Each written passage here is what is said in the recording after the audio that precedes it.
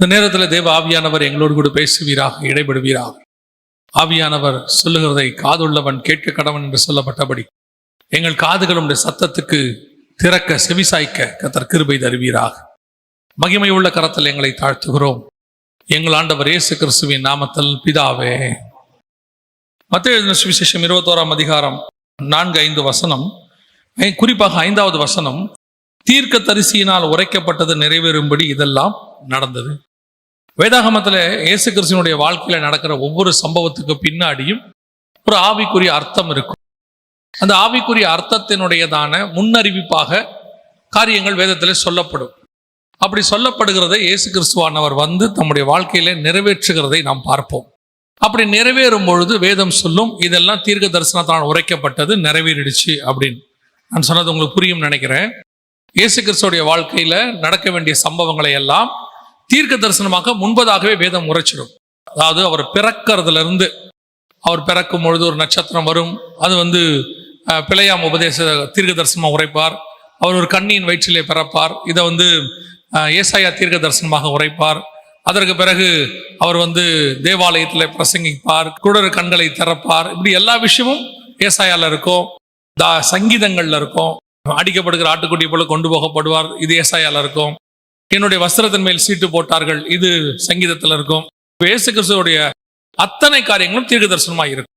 அது அப்படியே இயேசுடைய வாழ்க்கையில நடக்கும், அப்படியே நிறைவேற்றிக்கிட்டே வருவார், ஒவ்வொன்றா நடக்கும். அது நிறைவேறும் போது வசனம் சொல்லும், இதெல்லாம் தீர்க்க தரிசனால் உரைக்கப்பட்டது. மத்தேயு சுவிசேஷத்துல மட்டுமே பாத்தீங்கன்னா ஒவ்வொருத்திலையும் சொல்லிக்கிட்டே வருவார். இயேசு பிறக்கிறதுல இருந்து இப்போ கழுதை மேல வர்றது இருக்கும், அப்புறம் இயேசு சிலுவையில மரிக்கிறது, எல்லாத்தையுமே சொல்லுவார். அப்படி இருக்கும் பொழுது இந்த குறிப்பாக இது ஏதோ ஒரு பண்டிகையாகவோ அல்லது வருஷத்துல ஒரு தடவை செய்யக்கூடிய மிக முக்கியமான சம்பவமாகவோ இங்கே சொல்லப்படாமல், இந்த சம்பவம் குறிப்பாக இயேசு கிறிஸ்து கழுதையின் மேலும் கழுதையின் குட்டியின் மேலும் ஏறிக்கொண்டு உன்னிடத்தில் வருகிறார் என்று அப்படி சொல்லப்பட்டது தீர்க்க தரிசனமாக உரைக்கப்பட்டது.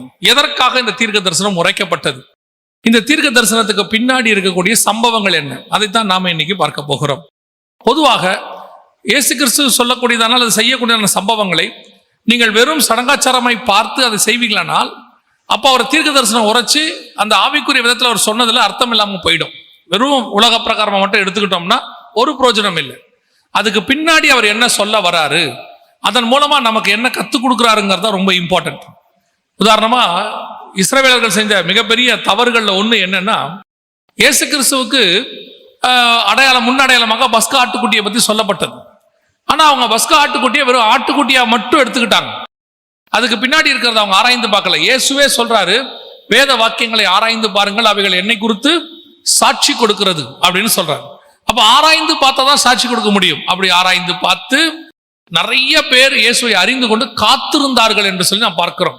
தேவன் தாமே கட்டி உண்டாக்கின அஸ்திவாரம் உள்ள நகரங்களுக்கு அவர்கள் காத்திருந்தார்கள். சோ இந்த வேத வசனத்தை ஆராய்ந்து பார்க்கும் பொழுது அது எதுக்காக கொடுக்கப்பட்டது, அதுக்கு பின்னாடி இருக்கிறதான தேவனுடைய திட்டம் என்ன, இதையெல்லாம் நாம் புரிந்து கொள்ள முடியும். இப்போ இன்னைக்கு ஒரு சம்பவம் நம்ம பார்த்திருக்கிறோம் இல்லையா, இந்த வசனம் அதுக்கு ஒத்த வசனம், அதன் அடிப்படையில தான் நீங்க இன்னைக்கு முழுக்க இதை செஞ்சிருக்கிறீங்க. அப்போ இந்த வசனம் என்ன சொல்லுது, தீர்க்க தரிசினால் உரைக்கப்பட்டது நிறைவேறும்படி இப்படியெல்லாம் நடந்தது அப்படின்னு இருக்கு. இது எங்க உரைக்கப்பட்டது அப்படின்னு பாத்தீங்கன்னா, சகரியாவின் புஸ்தகம் 9ஆம் அதிகாரத்துல இது சொல்லப்படுது. இயேசு கிறிஸ்து மரியின் மேலும் மரியின் குட்டியின் மேலும் ஏறி வருகிறார் என்று 9ஆம் அதிகாரம் 9ஆம் வசனத்துல சொல்லப்படுகிறது. அவர் வந்ததனுடைய நோக்கம் என்ன, அதான் ரொம்ப இம்பார்ட்டன்ட். அவர் வந்ததனுடைய நோக்கம் என்ன அப்படின்னு பார்த்தா, தன்னை ராஜாவாக ஜனங்களுக்கு அறிவிப்பதற்காக வந்தார் அப்படின்னு பார்த்தோம். அது வரைக்கும் இயேசு பகிரங்கமாக தன்னை ராஜாவாக அறிவிக்கவில்லை. அப்பதான் ராஜாவாக பகிரங்கமாக அறிவிக்கப்படுகிறது. அதுதான் தேவனுடைய திட்டமாக இருக்கிறது. சோ அது ஆண்டவர் புரபகண்டா பண்றதுக்கு அல்லது வெளியரங்கமாக்குறதுக்கு, நான் தான் இந்த உலகத்துக்கு ராஜா, அது இஸ்ரவேல்ல நான் வந்திருக்கிறேன், எருசலேம்ல நான் நுழையிறேன் அப்படிங்கிறத இயேசு சொல்றார். அப்படி கடிந்து கொள்ளுங்கள் சொல்றவங்ககிட்ட, என்ன இவங்களை இப்படி சொல்றாங்க, அவங்களை கடிந்து கொள்ளும் அப்படின்னு சொல்லும் போது இயேசு சொல்றாரு, பாலகர் வாயில துதி உண்டு பண்ணுன்னு சொல்லவில்லையா அப்படின்னு சொல்லி அதை கத்தரை அக்செப்ட் பண்றாரு, அப்படிதான் பண்ணணும் அப்படின்னு சொல்லி. சோ முதலாவது இயேசு கிறிஸ்து இந்த விஷயத்தை செய்தனுடைய நோக்கம், தான் ஒரு ராஜா என்பதை உலகத்துக்கு புரொபகண்டா பண்ணுவதற்கு, அல்லது தான் அது வெளியரங்கமாய் சொல்லுவதற்கு. வசனம் சொல்லுது, எருசலேம் நகரத்தார் இவரை யார் என்று கேட்டார்கள். அப்ப இவங்க இயேசு கிறிஸ்து தீர்க்கதரிசி என்று அவர்கள் சொன்னார்கள்னு இருக்கும். சோ இந்த உலகத்துக்கு உள்ள ஜனங்களுக்கு இயேசு யாருன்னு சொல்றதுக்கான ஒரு வாய்ப்பு தான், அல்லது அதனுடைய அடையாளம் தான் ஒரு மரியின் மேலும் மரியின் குட்டியின் மேலும் தெளிவா உங்களுக்கு புரியும்படி சொல்லணும்னு சொன்னா, இந்த குருத்தோலை ஞாயிறு, இந்த பவனி எல்லாமே நோக்கம் என்னன்னா, இயேசுவை முதலாவதாக ராஜாவாக இந்த உலகத்திற்கு அறிவித்தல். இரண்டாவது, இந்த சகரியாவின் புஸ்தகம் 9ஆம் அதிகாரத்துல இயேசு கிறிஸ்து ஏன் ராஜாவாக மரியின் மேலும் மரியின் குட்டியின் மேலும் உள்ளே நுழைகிறார் அப்படின்னு சொன்னா, அந்த 11வது வசனம் வாசிங்க. 9 சகரியா 9:11. உனக்கு நான் செய்வது என்னவென்றால், தண்ணீர் இல்லாத குழியிலே அடைபட்டிருக்கிற உன்னுடையவர்களை, நல்ல கவனிங்கள், நான் உன் உடன்படிக்கையின் இரத்தத்தினாலே. இயேசு உள்ளே நுழையும் போது ஏற்படக்கூடிய சம்பவம் என்ன நாங்க வசனம் சொல்லுது, உனக்கு நான் செய்வது என்னவென்றால், தண்ணீர் இல்லாத குழியிலே அடைக்கப்பட்டிருக்கிற உன்னுடையவர்களை. யார் இந்த தண்ணீர் இல்லாத குழியிலே அடைக்கப்பட்டிருக்கிறவர்கள் அப்படின்னு சொல்லி நீங்க பாத்தீங்கன்னு சொன்னா, உங்க எல்லாருக்கும் தெரிஞ்ச ஒரு சம்பவம் வேதத்துல இருக்கு. ஆபிரகாம் லாசரு சம்பவம். லாசரு கொண்டு போய் ஆபிரகாம் மடியில விடுகிறாங்க. அங்கே ஒரு ஐஸ்வர்யவான் தாழ்ந்த பாதாளத்துல இருக்கிறாரு, மேல் பாதாளத்துல ஆபிரகாம் இருக்கிறாரு. இப்போ இவங்க 2 பேருக்கு நடுவில் ஒரு பிளவு இருக்குது. அதுல நிறைய கான்வர்சேஷன் போகுது. அந்த கான்வர்சேஷன்ல அந்த ஐஸ்வர்யவான் ஆபிரகாமை பார்த்து ஒரு கேள்வி கேட்கிறாரு, லாசருடைய சுண்டு விரலை வச்சு எனக்கு என்ன கொடுக்குன்னு சொல்லுங்க, தண்ணி கொடுக்க சொல்லுங்கன்றார். அதான் தண்ணீர் இல்லாத குழி அப்படின்னு சொல்லி பார்க்கிறோம். பழைய ஏற்பாட்டை பொறுத்த வரைக்கும், இயேசு கிறிஸ்து வருகிற வரைக்கும் பழைய ஏற்பாட்டு பரிசுத்தவான்கள் அத்தனை பேரும் பழைய ஏற்பாட்டுல மேல் பாதாளங்கிற இடத்துக்கு தான் போனாங்க. இயேசு கிறிஸ்துவின் மரணத்தோடு தான் கல்லறைகள் திறக்கப்படுகிறது, பரிசுத்தவான்கள் காணப்படுகிறார்கள், உயிர்த்தெழுந்து அவரோடு கூட பரதீசிக்கு போனாங்க. அதுக்கு முன்னாடி வரைக்கும் அவர்கள் எல்லோரும் பாதாளத்துக்கு போனாங்க. அதனாலதான் மரணத்துக்கு அதிபதி சாத்தான் என்று நாம் சொல்லுகிறோம். எப்போ வரைக்கும்? இயேசு கிறிஸ்து மரணத்தினாலே அவனை ஜெயிக்கிற வரைக்கும். அப்ப அது வரைக்கும் இவங்க எங்க இருக்கிறாங்கன்னா, மேல் பாதாளம் தாழ்ந்த பாதாளம் அப்படிங்கிற இடத்துல தான் இருக்கிறாங்க. அதனாலதான் பழைய ஏற்பாட்டுல பரிசுத்தவான்கள் சொல்லும் போது, இப்ப நம்மளாம் பரலோகம் சொல்றோம் இல்லையா, மரிச்சா பரலோகத்துக்கு போவோம்னு. பழைய ஏற்பாட்டுல யாரும் அப்படி சொல்ல மாட்டாங்க. இப்போ யாக்கோபு சொல்லும் போது, என் நிறைமயிரை துக்கத்தோடு கூட பாதாளத்தில் இறங்க பண்ணுகிறீர்கள். சங்கீதக்காரன் சொல்லும் போது, நான் போய் பாதாளத்திலே என் படுக்கையை போட்டாலும். யோபு சொல்லும் போது சொல்றாரு, நான் பாதாளத்திலே அப்படிங்கிறார். அப்ப எல்லாருமே பாதாளத்தை பத்தி தான் பேசுறாங்க. என்ன காரணம்னா, அவங்களுக்கு அன்னைக்கே ஒரு ஆவிக்குரிய அறிவு இருந்தது, ஒரு வெளிப்பாடு, நம்ம பாதாளத்துக்கு போகிறோம் அப்படின்னு சொல்லி. இன்னைக்கு நமக்கு இயேசு வந்ததுனால பரலோகத்துக்கு போகிறோம் அப்படின்னு இருக்கு. சோ அந்த பாதாளத்தில் இருந்த, தாழ்ந்த பாதாளத்தில் இருந்தவங்களுக்கு பேர் தான் இந்த ஐஸ்வர்யவான், துன்மார்க்கர், தேவனை அறிந்தும் ஏற்றுக்கொள்ளாதவர்கள். வசனம் சொல்லுது, இந்த வசனம் 9:11, தண்ணீர் இல்லாத குழியிலே அடைக்கப்பட்டிருக்கிற உன்னுடையவர்களை. அதுக்கு அடுத்த வார்த்தை தான் ரொம்ப இம்பார்ட்டன்டான வார்த்தை. அடைக்கப்பட்டிருக்கிற உன்னுடையவர்களை நான் உன் உடன்படிக்கையின் ரத்தத்தினாலே. உன் உடன்படிக்கை ரத்தம்னா என்ன? நாம் எல்லாமே இயேசுவின் ரத்தத்தாலே மீட்கப்பட்டவங்க. ஆனா அந்த இடத்துல வசனம் சொல்லுது, நான் உன் உடன்படிக்கையின் ரத்தத்தினாலே. அப்படின்னா என்ன அர்த்தம்னா, இவர்கள் எல்லோரும் நியாய பிரமாணத்தின்படி இருக்கிற பரிசுத்தவான்கள். அவர்கள் தான் அந்த இடத்துல இருக்கிறாங்க. அவங்க தான் விருத்த சேதத்தினாலே உடன்படிக்கை பண்ணப்பட்டாங்க. சோ உன் உடன்படிக்கையின் ரத்தத்தினாலே விடுதலை பண்ணுவேன் அப்படின்னு அர்த்தம். என்னன்னா, இந்த பவனியில கழுதையின் மேல அவரு அந்த எருசலேமுக்குள்ள வரதுடைய நோக்கம், முதலாவது நோக்கம் என்ன அப்படின்னா, அங்க இருக்கிற ஜனங்களை, பாதாளத்தில் இருக்கிறவர்களை, நியாய பிரமாணத்தின்படி ஒழுங்கா இருக்கிறவர்களை மீட்கிறதற்காக இயேசு வருகிறார். இதான் முதலாவது அந்த பவனியினுடைய, அல்லது அந்த மரியின் மேலும் மரியின் குட்டியின் மேலும் ஏறி வருகிறதனுடைய நோக்கம். அப்போ இந்த பவனி எதற்காக, இப்ப நாம செய்யறது எதுக்காக? இப்ப நாம இதை ஒரு வருஷத்துக்கு ஒரு தடவை இருக்கக்கூடிய ஒரு பண்டிகையா பார்க்கிறோம், அல்லது இதை ஒரு முறைமையா வச்சிருக்கிறோம். ஆனால் வேதத்தினுடைய படி தீர்க்கதரிசினால் உரைக்கப்பட்டது நிறைவேறும்படி. எங்கே தீர்க்கதரிசி உரைத்தார்? சகரியா 9. அதை இயேசு கிறிஸ்து மத்திய 21 செய்யறாரு, லூக்கால செய்யறாரு, மார்க்ல செய்யறாரு, வாசிக்கணும். அப்படியானால் இதனுடைய நோக்கம் என்ன? இது எதை சொல்ல வருகிறது? நாம் இந்த பவனி போகும்பொழுது அடைக்கப்பட்டிருக்கிறவர்களை விடுதலையாக்க வேண்டும். இதனுடைய நோக்கம் அடைக்கப்பட்டிருக்கிறவர்கள் விடுதலையாக்கப்படுதல். நாம் இன்னைக்கு மிகப்பெரியதான ஒரு ஆசீர்வாதத்தை கையில வச்சிருக்கிறோம், இயேசுவின் ரத்தம். அன்னைக்கு அவர்கள் உடன்படிக்கையின் ரத்தத்தாலே மீட்கப்பட்டார்கள். இன்னைக்கு நாம் இயேசுவின் ரத்தத்தாலே மீட்கப்பட்டிருக்கிறோம். இன்னைக்கு எத்தனை பேர் அடைக்கப்பட்டிருக்கிறார்கள்? எத்தனை பேர் இன்னைக்கு கர்த்தரை விட்டு தூர போய் இருக்கிறார்கள்? எத்தனை பேர் கிறிஸ்துவை அறியாதவர்கள் இருக்கிறார்கள்? இவர்களை எல்லாம் யார் மீட்பது? இயேசு கிறிஸ்து ஒவ்வொரு முறையும் வானத்துல வந்து காட்டணும்னா ஒரே தடவை வந்து சுவிசேஷம் சொல்லிடுவார். ஆனா இப்போ நமக்கு அவர் கொடுத்திருக்கிற கட்டளை, நீங்கள் போய் சகல ஜாதிகளுக்கும் சுவிசேஷத்தை பிரசங்கிங்க. அப்ப நம்ம மேல் விழுந்த கடமை. அப்ப இந்த பவனியில நாம செய்ய வேண்டிய மிக முக்கியமான 2வது விஷயம் என்ன? முதலாவது, அவருக்கு தெரியப்படுத்துதல், அவர்தான் தேவன் என்பதை. 2வது, அடைக்கப்பட்டிருக்கிறவர்களை மீட்கப்படுதல், கட்டுண்டவர்களை. நீங்க பாத்தீங்க நல்லா 34ஆம் அதிகாரம் எசேக்கியேல்ல கர்த்தர் சொல்வாரு, பலவிதமான ஆடுகள் இருக்குது, ஒவ்வொரு ஆட்டையும் ஒவ்வொரு விதத்துல சுகமாக்கணும். காயம் கொட்டது, கட்டுண்டது, அப்புறம் வந்துட்டு துரத்துண்டது, முறிந்தது, இப்படி சொல்வார். இது எல்லாமே யாரை குறிக்குதுன்னா ஆத்துமாக்களை குறிக்குது. இந்த ஆத்துமாக்கள் எங்க இருக்கிறாங்கன்னா இதே சபைக்கு வெளியே இதே நகரத்துக்குள்ள இருப்பாங்க. இங்க இருக்கிற இவங்க அத்தனை பேருக்கும் அதை விடுதலையாக்க வேண்டிய பொறுப்பு யார் கையில் இருக்குதுன்னா நம்ம கையில் இருக்கிறது. நாம் அதை செய்யறோமா? நாம இதை எப்படி பார்க்கிறோம்? நம்மளை பொறுத்த வரைக்கும் இது ஒரு பண்டிகை அல்லது இது ஒரு செய்ய வேண்டிய கடமை, அவ்வளவுதான். ஆனால் வேதத்தை பொறுத்த வரைக்கும் இயேசு ஏன் கழுதையின் மேல உள்ள வந்தாரு? சும்மா வந்தாரா அப்படின்னா இல்ல. சகரியா புஸ்தகம் இயேசு வருவதற்கு ஏறக்குறைய 500 வருஷத்துக்கு முன்னாடி சொல்லப்படுது. ஏன் அப்படி சொல்ல வைக்கப்பட்டதுன்னா, நான் வந்து உன்னுடையவர்களை மீட்பேன், அதுக்கு தான் அவர் ராஜாவாக உள்ளே நுழைகிறார். எப்பவுமே பாருங்க, இப்போ நம்ம நாட்டு ராணுவ வீரர்களை ஒரு நாட்டுக்குள்ள புடிச்சிட்டு போயிட்டாங்கன்னா அந்த நாட்டுக்குள்ள போய் இறங்கி சண்டை போட்டு அவங்களை விடுதலையாக்கி கொண்டு வருவோம். அதுக்கு யார் போனோம்? நம்ம நாட்டில இருந்து தளபதிகள், ராணுவ வீரர்கள், ராஜா போனோம். அதே தான் இயேசு செய்கிறார். அவர் ராஜாவாக உள்ளே நுழைந்து அவருடையவர்கள் அங்கே கட்டப்பட்டிருக்கிறார், அவர்களை விடுதலையாக்க வேண்டும். அவங்களை அந்த கட்டி வச்சிருக்கிறவனை ஜெயிக்கணும், அந்த எதிரி நாட்டு ராஜாவை ஜெயிக்கணும். அதான் பிசாஸ், ஜெயித்து அவனை விடுதலையாக்குதல். அதற்குத்தான் இயேசு கிறிஸ்து மரியின் மேலும் மரியின் குட்டியின் மேலும் ஏறி வருகிறார் அப்படின்னு பார்க்கிறோம். இன்னைக்கு நம்முடைய பவனியுடைய நோக்கம் அதுவாக இல்லை. கட்டப்பட்டவர்களை விடுதலையாக்குவதாக இல்லை, அடைக்கப்பட்டவர்களை விடுதலையாக்குவதாக இல்லை. நாம் அதை ஒரு சடங்காச்சாரமாய் மாற்றிவிட்டோம். அப்போ இந்த பவனியை அர்த்தம் உள்ளதா நீங்க மாத்தணும், வேதத்தில் சொல்லப்பட்டபடி அதை நீங்க கரெக்டா செஞ்சு முடிக்கணும் அப்படின்னா நாம் முதல்ல பார்த்த மாதிரி முதலாவதாக சுவிசேஷம் அறிக்கிறவர்களாய் மாற வேண்டும். இரண்டாவது, நீங்கள் கட்டப்பட்டவர்களை விடுதலையாக்குதல். இயேசு கிறிஸ்து பாருங்க, சீஷர்களை அனுப்பும் போது அவர்கள் தம்மோடு இருக்கவும், பிரசங்கிக்கவும், குணமாக்கவும், விடுதலையாக்கவும் 4 வேலை கொடுத்து அனுப்புவார். வியாதியினால் பட்டவர்களை குணமாக்கவும், கடைசியா விடுதலையாக்கவும். அப்போஸ்தலர் நடபடிகள் 10ஆம் அதிகாரம் 38வது வசனம் சொல்லுது, பிதாவாகிய தேவன் இயேசு கிறிஸ்துவை எதற்கு அபிஷேகம் பண்ணினாரா? பிசாசினால் அகப்பட்ட யாவரையும் குணமாக்குகிறவராக அவர் அபிஷேகம் பண்ணினார்.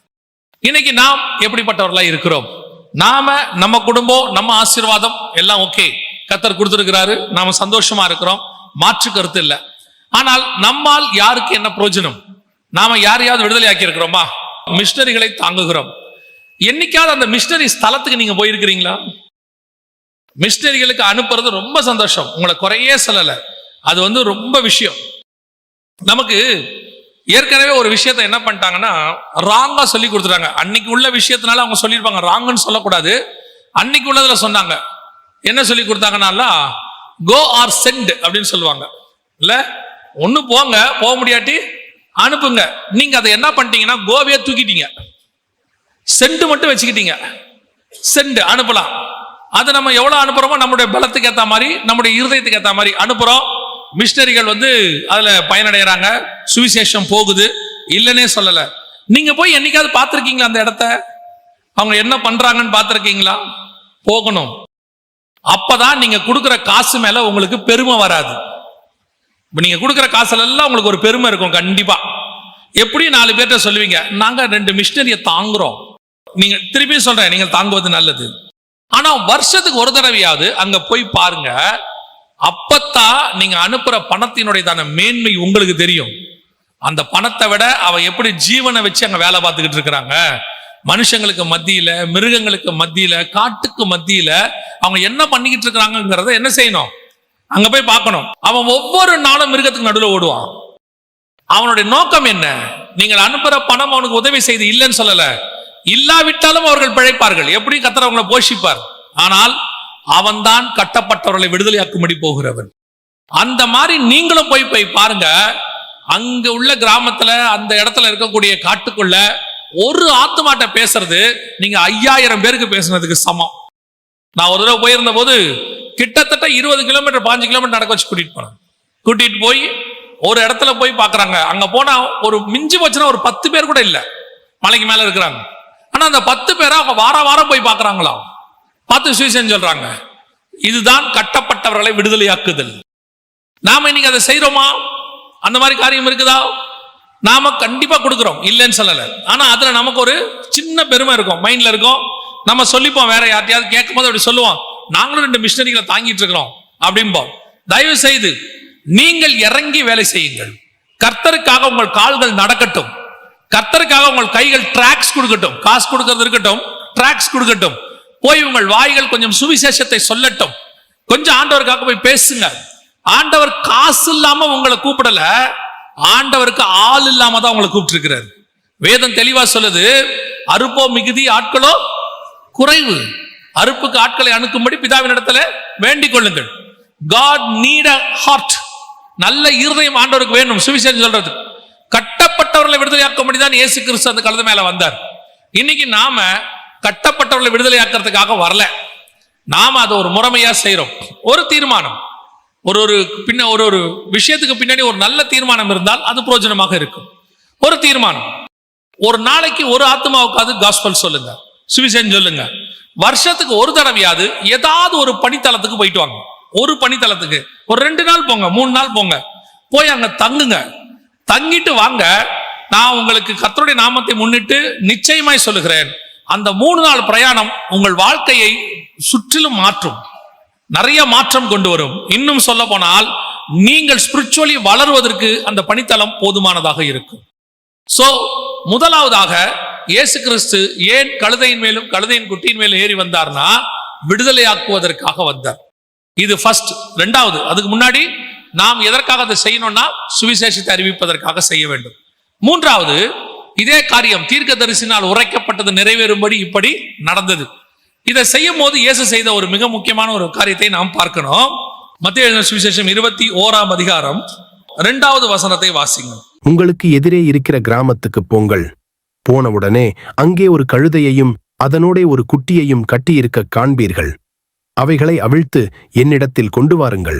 பொதுவா நல்லா கவனிச்சு பார்த்திருக்கீங்களா? கொஞ்சம் நல்லா கவனிச்சு பாருங்க. கழுதைய கட்டி போடவே மாட்டாங்க. பார்த்திருக்கீங்களா? ரோட்ல போகும்போது கழுதை சாதாரணமா என்ன செய்யும்? மெஞ்சிட்டே இருக்கும். அப்படியே கொஞ்சம் பாதுகாப்பா வைக்கிறவங்க 2 காலை கட்டி போட்டிருப்பாங்க. ஆனா வீட்டுல என்ன செய்ய மாட்டாங்க? கட்டி போடவே மாட்டாங்க. கட்டி போடுற கழுதை எது தெரியுமா? வீட்டுக்கிட்ட ஒரு கழுதையை கட்டி போட்டிருப்பானா எந்த கழுதையை கட்டுவாங்க தெரியுமா? கர்த்தருக்கென்று கொடுக்குகிற கழுதையை தான் கட்டுவாங்க. எந்த கர்த்தருக்கென்று கொடுக்கிறதுனா நியாய பிரமாணத்தின்படி எல்லா தலையீற்றிலும் முதற் பேரானது யாருக்கு கொடுக்கணும்? கர்த்தருக்கு கொடுக்கணும். நியாய பிரமாணத்தின்படி எல்லாத்துடைய முதலும் கொடுக்கணும். ஆடு மாடு எதெல்லாம் முதல்ல இப்ப நீங்க தசமாம் கொடுக்குறீங்கல்ல, அதோடைய விஷயம் என்னன்னா சம்பளம் வந்த உடனே, இன்னைக்கும் அந்த மாதிரி ஆட்கள்லாம் இருக்காங்க, ரொம்ப ஆண்டவருக்காக கேர்ஃபுல்லா இருக்கிறவங்களா இருக்காங்க. அதாவது சம்பளம் வந்த உடனே முதல்ல எடுத்து என்ன பண்ணுவாங்க? எடுத்து ஒரு கவர்ல போட்டு தசமாகத்தை எடுத்து வச்சிருவாங்க. இன்னொரு குரூப்லாம் இருக்கு, செலவு பண்ணிட்டு அடுத்த கடைசி வாரம் பார்த்துக்கலான்ற குரூப்பும் இருக்கு. ஆனா இன்னைக்கும் உண்மையா வந்த உடனே அதை ஒரு கவர்ல போட்டு எடுத்து முன்னாடி வைக்கிறவங்க இருக்காங்க.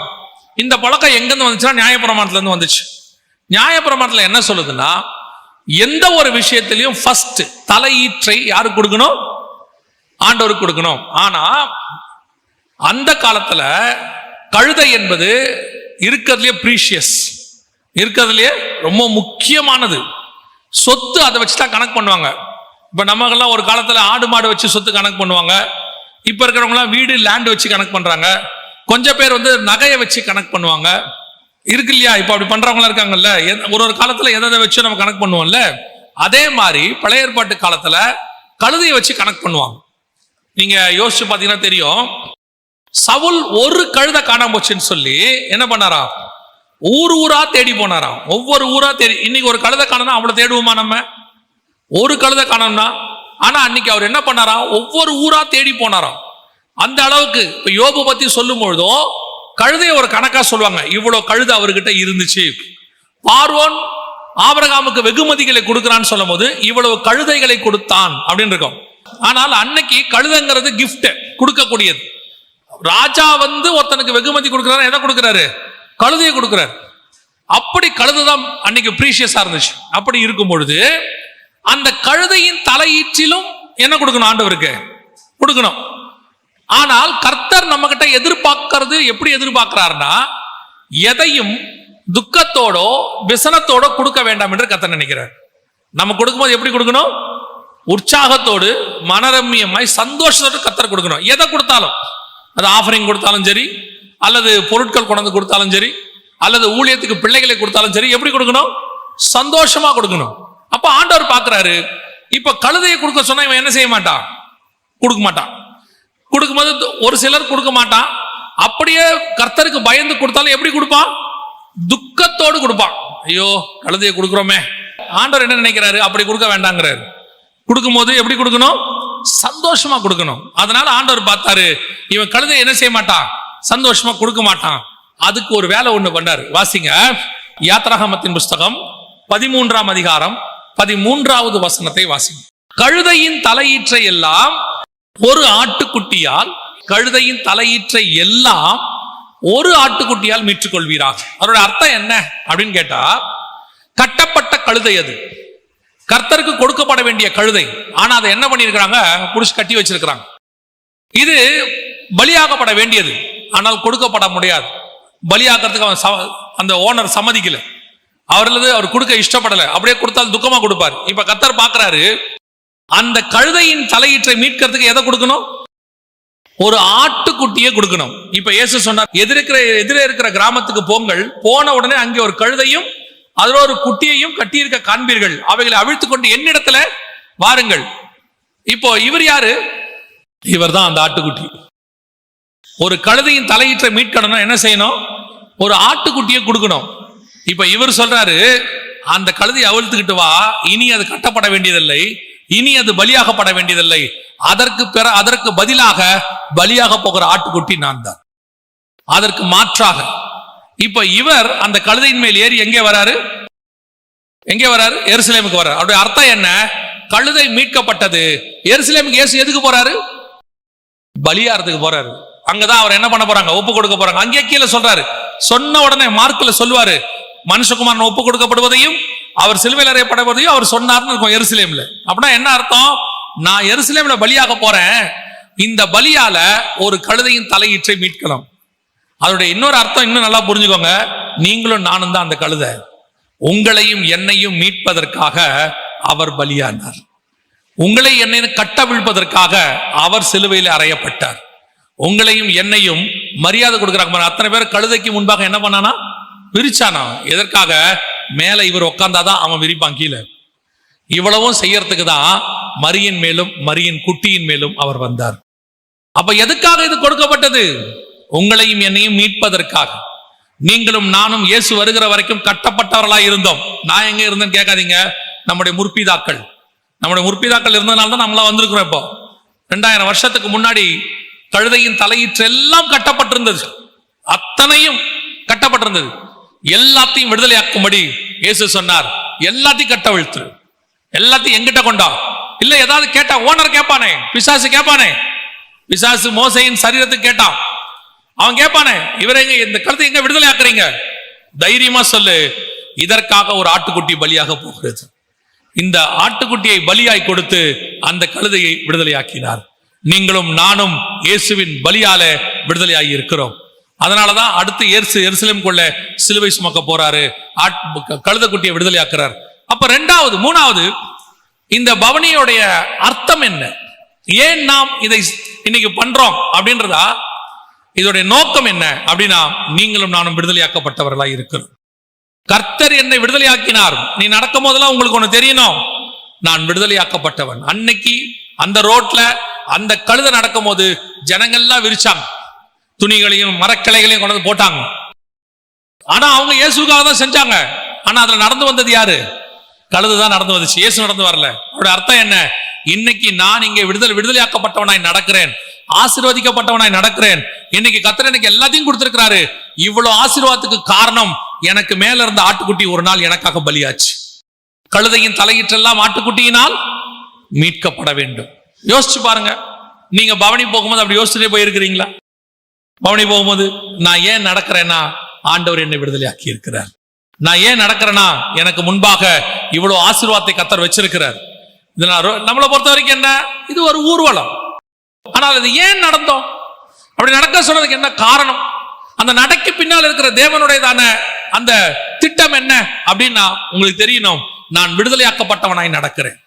ஒரு காலத்துல கட்டப்பட்டவனாய் இருந்தேன், இயேசு என்னை விடுதலையாக்கி இருக்கிறார். அடுத்த பவனி போகும்போது உங்களுக்குள்ள இந்த எண்ணம் வரணும், இந்த செய்தி பேசணும்.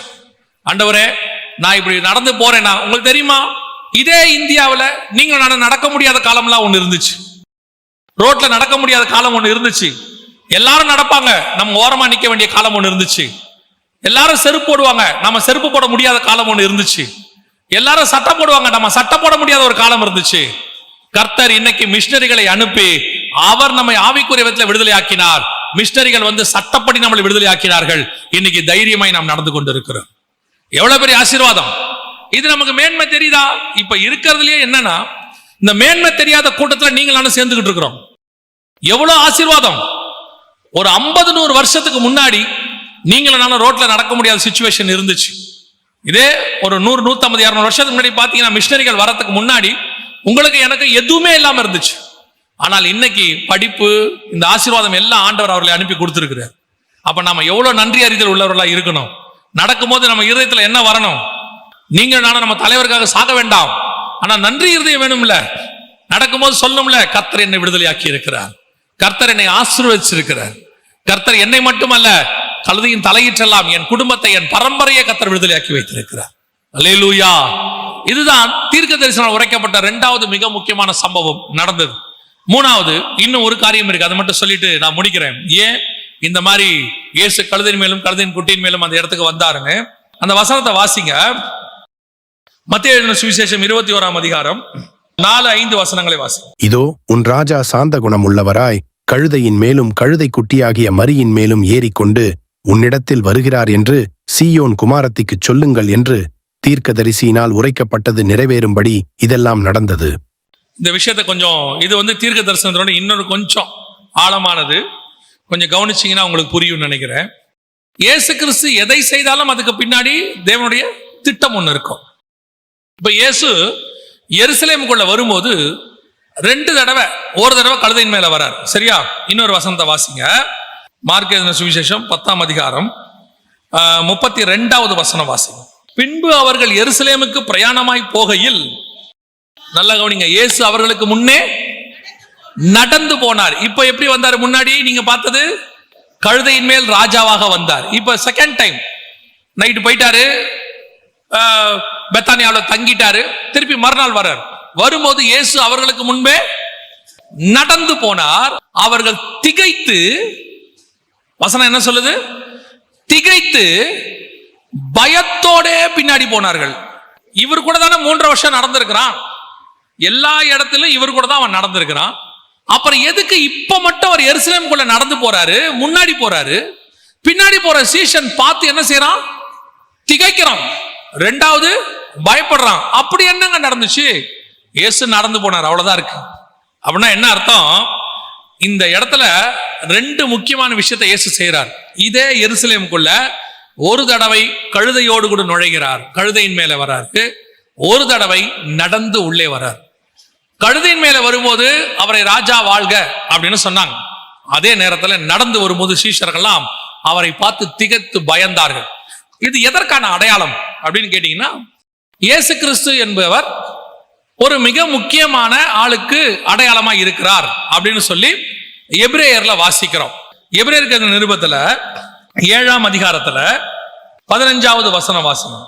அல்லாமலும் மெல்கிசேதேக்குக்கு ஒப்பாய் வேறொரு ஆசாரியர் எழும்புகிறார் என்று சொல்லியிருப்பதினால் மேற்சொல்லியது மிகவும் பிரசித்தமாய் விளங்குகிறது. அவர் மாம்ச சம்பந்தமான கட்டளையாகிய நியாயப்பிரமாணத்தின்படி ஆசாரியராகாமல் நீர் மெல்கிசேதேக்கின் முறைமையின்படி என்றென்றைக்கும் ஆசாரியராயிருக்கிறீர் என்று சொல்லிய சாட்சிக்கு தக்கதாக அழியாத ஜீவனுக்குரிய வல்லமையின்படியே ஆசாரியரானார். அப்ப மெல்கிசேதேக்கின் முறைமையின்படி இயேசுதான் அந்த அடையாளத்துல இருக்கிறார்னு வசனம் சொல்லுது. மெல்கிசேதேக்கு என்பதற்கு 2 அர்த்தம். எங்க? அதே 7ஆம் அதிகாரம் 2ஆம் வசனம். இவனுக்கு ஆபிரகாம் எல்லாவற்றிலும் தசமபாகம் கொடுத்தான். இவனுடைய முதற்பேராகிய மெல்கிசேதேக்கு என்பதற்கு நீதியின் ராஜா என்றும், பின்பு சாலேமின் ராஜா என்பதற்கு சமாதானத்தின் ராஜா என்றும் அர்த்தமாம். 2 பார்ட் இருக்கு அதுல. ஒன்று நீதியின் ராஜா, இன்னொன்னு சமாதானத்தின் ராஜா. இந்த 2ம் சேர்ந்ததுதான் ஒரு மெல்கிசேதேக்கு. அதற்கு ஒப்பாய் தான் இயேசு. இந்த 2ஐயும் பிரதிபலிக்கிற 2 ராஜாக்கள் இருந்தாங்க பழைய ஏற்பாட்டுல. ஒன்னு தாவீது, இன்னொன்னு சாலமோன். சாலமோன் சமாதானத்தின் ராஜா, தாவீது நீதியின் ராஜா. இதே எருசலேம் நகரத்துல தாவீது எப்படி வந்தார்னு வசனம் சொல்லும். வாசிங்க 2 சாமுவேலின் புஸ்தகம் 6ஆம் அதிகாரம் 13-14 வாசிங்க. கர்த்தருடைய பெட்டியை சுமந்து போகிறவர்கள் 6 தப்படி நடந்தபோது மாடுகளையும் கொழுத்த ஆட்டுக்கடாக்களையும் பலியிட்டான். தாவீது சணல் நூல் ஏபோத்தை தரித்துக் கொண்டு தன் முழு பலத்தோடும் கர்த்தருக்கு முன்பாக நடனம் பண்ணினான். இது தாவீது அதே எருசலேமுக்குள்ள நடந்து வந்தது.